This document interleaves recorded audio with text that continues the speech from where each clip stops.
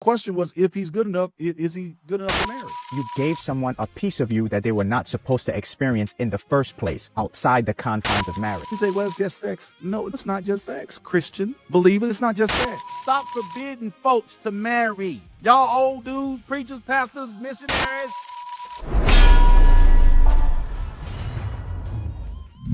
Every time you have sex with someone that you're not married to, you create an ungodly soul tie. An ungodly soul tie means that you have your mind, will, and emotions connected and entangled with a person entirely the wrong way. You gave someone a piece of you that they were not supposed to experience in the first place, outside the confines of marriage. Now that person has some level of control and influence on you. You think about them all the time. You know that they're not good for you, but you keep going back to them. Sometimes you're even willing to disobey God just to be with the person. Anytime a person has that level of control over you, that person is now your idol and has become your God. Your relationship with God is at stake. 1 Corinthians 6. So do you not know that he who is joined to a prostitute becomes one body?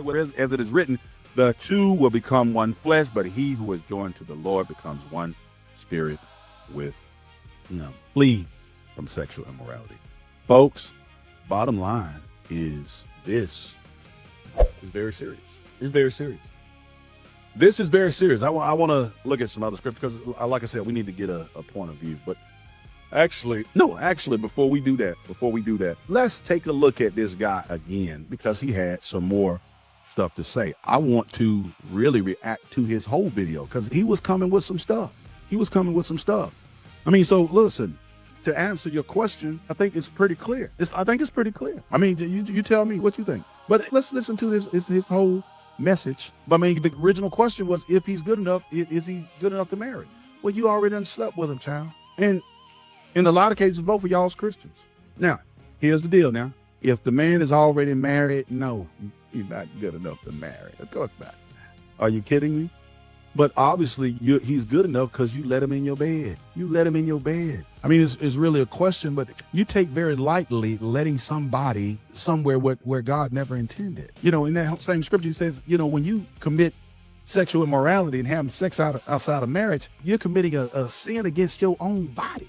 Not just a sin against God. You sinning against your own body and you take it so lightly.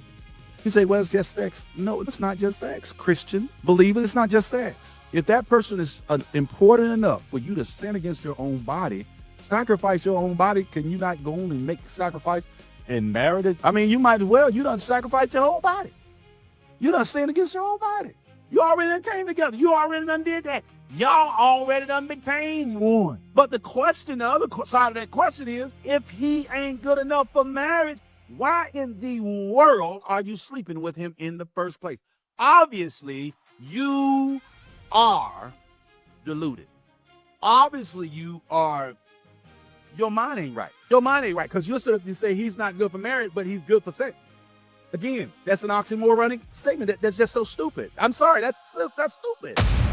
That's stupid. How he not good enough to marry and you sleeping with him? If he's not good enough for marriage, don't sleep with him. How about don't sleep with him because you're a child of God, because you're a believer and you're not going to be going around here sleeping with people that you're not married to. How about that?